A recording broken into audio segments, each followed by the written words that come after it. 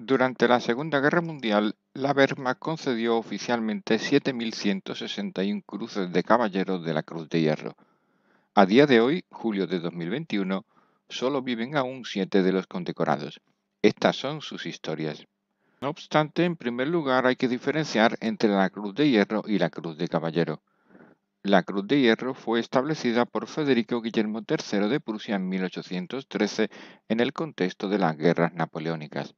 Como simbología se utilizó la cruz teutónica dándole el estilo de cruz paté o patada, cruz más estrecha en la base y más ancha en los extremos, y de color negro tradicionalmente asociado a Prusia. Concedida por méritos de guerra y muy ocasionalmente a personal no militar antes de 1939, fue instaurada 4 veces en su historia: 1813, 1870, 1914 y 1939, indicando siempre el año de su instauración en la condecoración. La Cruz de Hierro tenía 2 grados, de segunda y primera, aunque en ambos casos la cruz era por su parte frontal idéntica. La única diferencia es que la de segunda clase llevaba una cinta y se ubicaba en un lugar específico, mientras que la de primera clase no tenía cinta y se sujetaba de manera diferente y en otro lugar. En estas imágenes podemos observar dónde se ubicaban. La de segunda clase solo mediante una cinta cruzada o con la medalla colgando en el centro del pecho. La de primera clase en el bolsillo superior izquierdo, mientras que la cruz de caballero se colgaba en el cuello. En esta histórica y conocida imagen se puede observar a Hitler llevando la cruz de hierro de segunda clase obtenida durante la Primera Guerra Mundial, mientras que en esta lo vemos llevando la cruz de hierro de primera clase, condecoración por la que siempre sintió un gran aprecio y portaba de manera usual. Respecto a la Cruz de Caballero, esta representaba la condecoración militar más alta concedida por Alemania, que no podía ser otorgada sin previamente haber obtenido la Cruz de Hierro de segunda y primera clase. Sin embargo, para evitar una inflación de la misma o que fuese otorgada a personal no militar, se estableció la norma según la cual no podía ser concedida a personal civil, y los militares que pudieran recibirla debían someterse a un procedimiento muy rígido, cuya última palabra, es decir, la concesión, correspondía al propio Hitler. El potencial receptor de la Cruz de Caballero debía ser propuesto por escrito por un superior, quien debía incluir datos precisos sobre el mérito, su rango y unidad, así como comentarios personales. Este proceso se repetía por la cadena de mando hasta llegar a la oficina de personal del ejército. El jefe de personal, Wilhelm Burgdorf, analizaba el expediente y denegaba o preconcedía la condecoración.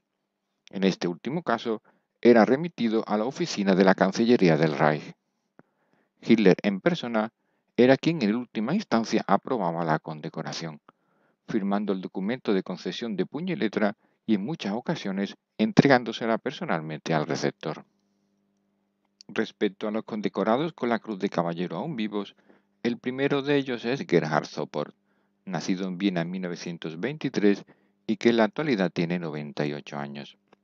Sopot ingresó en el ejército alemán en 1940, realizando su instrucción en Austria e ingresando en la 712 División en mayo de 1941, fecha de su creación, y como soldado raso. Originalmente se envió a Bélgica y en 1944 se reorganizó como parte del sector crítico defensivo alemán en el Paso de Calais, aunque finalmente la división no entró en combate hasta el otoño. En efecto, la unidad participó en los combates de retirada del ejército alemán a lo largo de Bélgica y el centro de Holanda, donde se caracterizó por ser una división muy dura en combate. Precisamente por esto fue enviada en enero de 1945 al Frente Oriental, donde acabó ubicada en el sector sur de la que acabaría siendo la famosa batalla de las colinas de Selov, en abril de 1945. Fue en esa batalla cuando el joven teniente segundo Sopot llevó a cabo la acción que le acabó otorgando la Cruz de Caballero. El expediente personal indica que tras un ataque soviético en su sector el 14 de abril, Sopot reunió a sus hombres y lanzó un contraataque que logró estabilizar de nuevo la línea, logrando destruir 2 tanques. Esta acción la realizó desafiando a la muerte y sin órdenes superiores, lo que demuestra el alto grado de iniciativa de los oficiales del ejército alemán. La petición de Cruz de Caballero se emitió al día siguiente y fue concedida el 9 de mayo de 1945 mediante decreto especial de Dönitz, sucesor de Hitler. Convertido en médico tras la guerra, suele firmar en la actualidad fotos a quienes se lo solicitan. Helmut Wiesenhuber, nacido en Múnich en 1922, tiene en la actualidad 99 años. Sabemos poco de su biografía, aunque hemos podido reconstruir lo más importante. Ingresó en el ejército alemán en 1941 y fue adscrito al primer regimiento de lanzacohetes pesados Befehl en 1942 tras su formación. Enviado a Rumanía, participó en la campaña rusa de 1941 y 42 en Crimea y en la conquista de Sebastopol. Después de luchar en 1943 en la zona del Donetsk, fue trasladado al sector norte del frente, incorporándose en febrero de 1944 al Tercer Cuerpo Panzer en Prusia Oriental.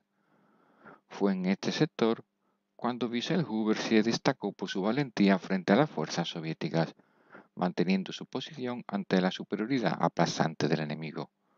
Recibió la Cruz de Caballero el 14 de mayo de 1944. Su unidad siempre combatió en el frente oriental. Un caso curioso es el de Johann Trümmer, nacido en 1920 y que tiene ahora 101 años. Nació en Braunau-Delitzsch, Austria, la misma localidad de nacimiento de Hitler. Ingresó en la Luftwaffe en 1938 y al año siguiente se le asignó la primera escuadrilla de bombardeo en picado, la más antigua de la Luftwaffe y dotada con los famosos Stuka. Tras participar en todas las campañas desde entonces, incluyendo el Frente del Este entre 1941 y 42, en 1943 fue transferido a la Einsatzgeschwader II, unidad de élite cuyo comandante era el famoso Hans-Ulrich Rudel. Tras servir durante el resto de la guerra en el Frente Oriental, el 4 de mayo de 1944 recibió la Cruz de Caballero tras uno de los más brillantes historiales de tripulaciones de los Stuka. Después de más de 700 misiones, había logrado hundir 2 buques y un submarino soviéticos, además de destruir 64 carros de combate, un tren y derribado 12 aviones enemigos. Lamentablemente no dispongo de imágenes de Leo Rinskowski, nacido en 1924 y con 97 años hoy en día, e igualmente la información de que disponemos es fragmentaria. Sin embargo, se sabe que ingresó en el Regimiento Granadero 670 en 1942, cuando este fue creado como parte de la 371 División de Infantería en febrero de ese mismo año. El joven Rinkowski tuvo mala suerte ya que su división quedó cercada en Stalingrado en noviembre de 1942 y destruida, aunque fue uno de los afortunados en ser evacuados justo antes del desastre. La división fue reorganizada en febrero de 1943 en Bretaña, Francia. Transferida al Frente del Este en 1944, participó en los cercos de Zitomir y en el verano durante el repliegue del 17º Ejército hacia Polonia. Rinkowski pertenecía a una compañía de ametralladoras pesadas MG-42 y fue en agosto de 1944 cuando realizó las acciones que le valieron la Cruz de Caballero el 21 de septiembre de 1944. En efecto, según el informe oficial, en múltiples ocasiones logró evitar el cerco de su compañía o negar a los soviéticos la posibilidad de expandir sus penetraciones a través de su eficaz fuego con la MG-42. Heinz Raffoth nació en 1923 y tiene en la actualidad 98 años. Obtuvo la Cruz de Caballero en el último cumpleaños de Hitler, 20 de abril de 1945. Ingresó en la Wehrmacht en 1941 y fue asignado al Regimiento Granadero 48 dentro de la 12ª División de Infantería, quedando desplegada en el norte de Rusia, cerca de Demiensk, durante ese año y el siguiente, y sufriendo el famoso cerco. Reformada en 1943, durante 1944 luchó en el Grupo de Ejércitos Centro, tomando parte en el desastre del verano de 1944, luchando en retirada en los alrededores de Mogilev, donde estuvo cercado un tiempo. Posteriormente, en agosto se transformó en la 12ª División Volksgranadera, siendo enviada al frente occidental en la zona de Aquisgrán a comienzos de 1945. Fue allí donde la documentación oficial resaltó a Rafford como merecedor de la condecoración, cuando liderando un pequeño grupo de 20 hombres cerca de la ciudad de Blesen, mantuvo intactos dos puentes sobre el río Eure frente a fuerzas norteamericanas muy superiores, frenando el avance aliado hacia Colonia hasta que recibió refuerzos. El propio general Walter Bosch, comandante del 58 Cuerpo Panzer donde estaba integrada su unidad, fue quien personalmente lo recomendó, algo inusual ya que se solía hacer desde los escalafones más bajos. De Lorenz Neumann tampoco disponemos de imágenes, aunque sí del informe oficial por lo que obtuvo la Cruz de Caballero el 14 de enero de 1945. Nacido en 1926 y actualmente de 95 años, entró en el ejército en 1943 como parte de la 334 División de Infantería, originalmente estacionada en Francia. En noviembre de 1943 fue trasladada al norte de Italia y en octubre del 44 integrada en el 10º Ejército en el sector de Bolonia para hacer frente al avance de los británicos. Neumann, que pertenecía a la primera compañía de ametralladoras pesadas, logró la Cruz de Caballero por su valentía en la acción de defensa de la ciudad de Tosignano, cerca de Bolonia, la noche del 12 al 13 de diciembre. En efecto, tras un duro combate cuerpo a cuerpo nocturno, los atacantes británicos fueron rechazados 4 veces, aunque poco después llegaron hasta el centro de la ciudad.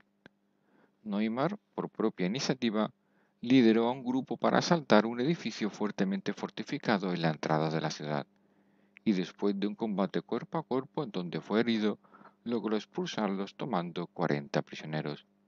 Su condecoración la recibió mientras estaba en el hospital recuperándose de las heridas. Hugo Broch, nacido en 1922 y que cuenta en la actualidad con 99 años, es el último as de caza superviviente que cuenta con la Cruz de Caballero. Ingresó en la Luftwaffe en 1941 y fue incorporado en enero de 1943 al famoso Jagdgeschwader 54, unidad de élite que contó con ases como Walter Novotny, con nada menos que 258 derribos en su haber. Broch logró su primera victoria 2 meses después, combatiendo siempre en el frente del este a los mandos de un Focke-Wulf 190. En 1944 lideraba ya una escuadrilla dentro del segundo grupo del escuadrón, mientras aumentaba su lista de derribos. En noviembre fue derribado, aunque logró saltar en paracaídas en las líneas alemanas. El 12 de marzo de 1945 recibió la Cruz de Caballero tras su derribo número 79, sobreviviendo a la guerra con un total de 81 derribos enemigos en 324 salidas de combate.